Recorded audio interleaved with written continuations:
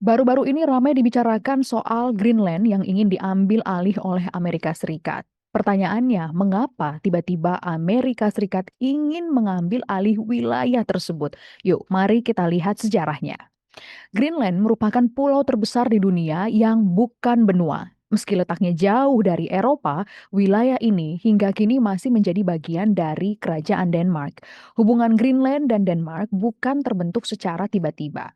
Keterkaitan keduanya telah berlangsung hampir 1.000 tahun, bermula dari ekspansi bangsa Viking hingga pengaturan status politik di era modern.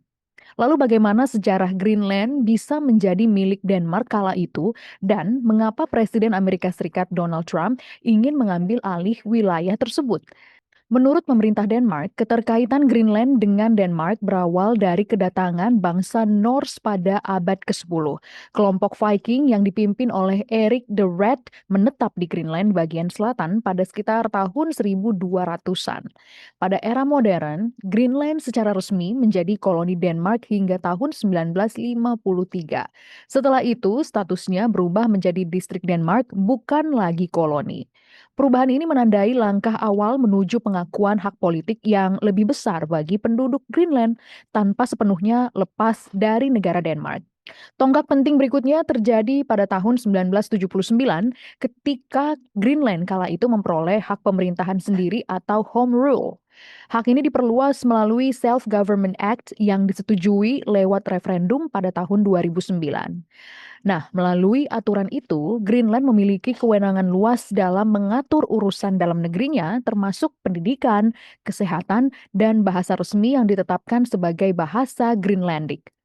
Meski demikian, Denmark masih memegang kendali atas urusan penting seperti kebijakan luar negeri, pertahanan Greenland, dan keamanannya. Greenland juga tetap mengirim 2 wakil ke Parlemen Denmark, Folketing, serta menerima dukungan dana tahunan dari pemerintah Denmark. Mengapa baru-baru ini Presiden Amerika Serikat Donald Trump ingin mengambil alih Greenland dari Denmark? Bukan hanya karena Greenland adalah pulau putih yang sangat cantik, melainkan berkaitan erat dengan kepentingan strategis, keamanan, dan geopolitik global. Nah, dalam percaturan politik internasional, pemimpin dunia tidak lepas dari kepentingan, baik bersifat kepentingan kolektif maupun pribadi. Trump memandang Greenland sebagai wilayah yang sangat penting bagi keamanan nasional Amerika Serikat. Letak Greenland ini dinilai sangat strategis karena berada di jalur terpendek antara Eropa dan Amerika Utara, sekaligus menjadi titik krusial dalam sistem peringatan dini rudal balistik Amerika Serikat. Greenland memiliki cadangan unsur tanah jarang atau yang biasa disebut sebagai rare earth elements yang sangat besar. Komoditas ini merupakan bahan penting untuk membuat berbagai barang seperti ponsel, baterai, dan motor listrik. Nah, Greenland berpotensi mengandung hingga 25% dari seluruh cadangan unsur tanah jarang di dunia yang setara dengan sekitar 1,5 juta ton bahan. Unsur tanah jarang telah menjadi komoditas yang sangat dicari dalam upaya transisi energi menuju sumber energi bersih dan terbarukan untuk mengatasi perubahan iklim. Bayangkan, pada tahun 2024 lalu, penggunaan unsur tanah jarang di seluruh dunia diperkirakan meningkat sekitar 4.500% dibandingkan tahun 1960. Greenland juga memiliki banyak logam penting lainnya seperti lithium dan kobalt. Meskipun Greenland memiliki minyak dan gas, pengeboran di tanah ini dilarang. Penambangan di laut dalam juga tidak diizinkan. Saat ini, China atau Tiongkok mendominasi pasar pertambangan dan pengolahan unsur tanah jarang. China menguasai sekitar sepertiga dari cadangan logam tanah jarang yang diketahui, yaitu 60% dari ekstraksi dan 85% dari pengolahan produk-produknya. Menurut Christian Kelsen, Direktur Ikatan Pengusaha Greenland, posisi Cina sebagai pemilik cadangan unsur tanah jarang terbesar di dunia saat ini membuat negara-negara barat hendak mencari sumber alternatif. Nah, negara-negara barat kian tertarik untuk mendapatkan akses ke mineral Greenland mengetahui hal itu. Saat ini terdapat 2 perusahaan pertambangan Australia yang melakukan eksplorasi unsur tanah jarang di Greenland. Yang pertama adalah Shanghai Resources, perusahaan pertambangan Cina yang juga adalah investor dari salah satu perusahaan Australia. Izin usaha pertambangan telah dikeluarkan untuk 100 blok di seluruh Greenland. Perusahaan-perusahaan kemudian berlomba-lomba mencari deposit yang layak di blok-blok tersebut. Nah, perusahaan pertambangan Inggris, Kanada, dan Australia adalah pemegang lisensi asing terbesar, sementara Amerika hanya memegang satu lisensi saja. Isu Arktik ini kemudian menjadi penting dalam politik internasional kontemporer karena perubahan iklim, prediksi kekayaan sumber daya alam, perkembangan teknologi, dan perkembangan jalur transportasi semakin mengemuka. Akibatnya, negara Arktik maupun non-Arktik mulai memperhatikan dan melirik wilayah ini setelah sebelumnya menjadi isu panas di era Perang Dingin lalu. China adalah salah satu aktor negara yang berkembang di Arktik dan telah berpartisipasi lebih aktif dibandingkan dengan negara non-Arktik lainnya.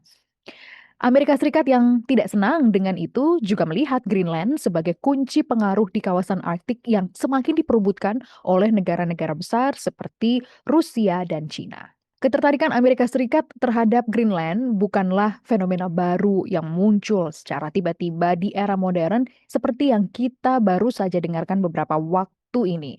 Ketertarikan Amerika Serikat terhadap Greenland pertama kali mengemuka pada tahun 1867, tahun yang sama ketika Amerika Serikat membeli Alaska dari Rusia.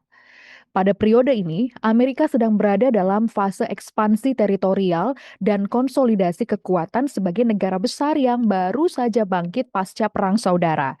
Menteri Luar Negeri Amerika Serikat saat itu, William H. Seward, dikenal sebagai arsitek utama ekspansi wilayah Amerika. Nah, selain Alaska, Seward juga memandang wilayah-wilayah di kawasan Arktik sebagai aset strategis jangka panjang. Dalam pandangan geopolitiknya, Greenland memiliki posisi penting sebagai gerbang ke Atlantik Utara dan kawasan Kutub Utara. Meski wacana pembelian Greenland belum berkembang menjadi negosiasi resmi dengan Denmark, gagasan itu menandai lahirnya cara pandang Amerika yang baru. Greenland bukan hanya wilayah kolonial Eropa, tetapi potensi perpanjangan pengaruh Amerika di belahan utara dunia. Mari kita lihat momentum penting ketertarikan AS terhadap Greenland yang terjadi pada Perang Dunia II. Ketika Denmark diduduki oleh Jerman Nazi pada tahun 1940, Greenland secara praktis terputus dari pemerintahan pusat. Situasi ini menciptakan kekosongan kekuasaan yang berpotensi dimanfaatkan Jerman untuk kepentingan militernya kala itu. Amerika Serikat meskipun pada awal perang belum sepenuhnya terlibat, kemudian melihat risiko besar jika Greenland jatuh ke tangan Nazi. Pulau itu bisa digunakan sebagai basis cuaca, pangkalan laut, atau titik loncatan militer di Atlantik Utara. Pada tahun 1941, Amerika Serikat dan otoritas lokal Greenland mencapai sebuah kesepakatan yang memungkinkan Amerika membangun pangkalan militer di pulau itu.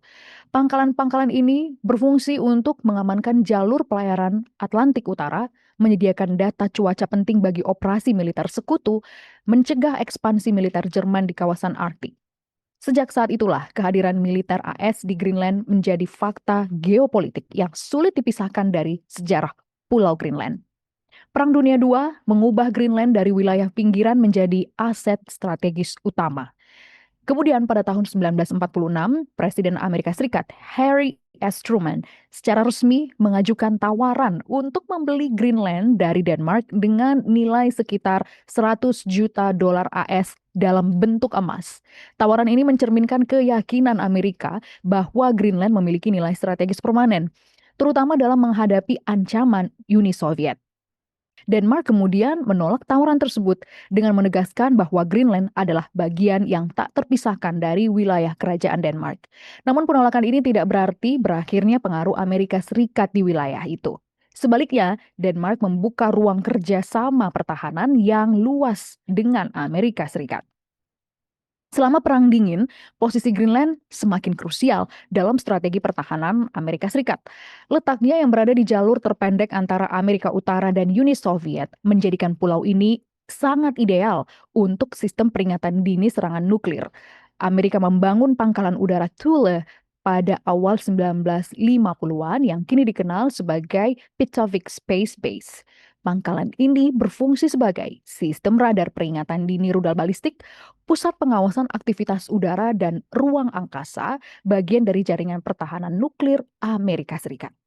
Keberadaan pangkalan ini memperkuat posisi Greenland sebagai elemen vital dalam arsitektur keamanan global AS. Bahkan dalam beberapa skenario perang nuklir, Greenland dianggap sebagai garis pertahanan pertama Amerika. Jadi sudah bisa dibayangkan seberapa pentingnya posisi Greenland. Setelah isu pembelian Greenland ini tidur selama puluhan tahun, barulah di tahun 2026 Presiden Donald Trump kembali mengusik sang putri tidur. Ancaman Presiden Amerika Serikat Donald Trump untuk merebut Greenland dari Denmark memicu kegelisahan serius di tubuh NATO. Sejumlah negara NATO secara tegas menyerukan agar kedaulatan Greenland tetap dihormati dan tidak diganggu. Gedung Putih bahkan menyebut bisa jadi ada intervensi militer untuk menguasai wilayah. Jika Greenland dikuasai AS, bukan tidak mungkin negara-negara Eropa lainnya akan berada di bawah pengaruh Amerika Serikat dan persaingan menjadi tidak sehat. Menyebarkan ketakutan adalah alat yang paling ampuh untuk menciptakan pengaruh. Walaupun baru-baru ini Amerika Serikat mengatakan bahwa mereka sudah menarik kembali ancaman tarif yang diberlakukan kepada seluruh negara NATO yang membela Greenland agar tidak dikuasai oleh Amerika Serikat. Namun kita lihat bersama ke depannya, apakah kesepakatan tersebut sudah dikunci secara deal ataukah ada ekspansi lainnya. Kita tunggu informasinya, jangan lupa update hanya di Liputan 6 SCTV.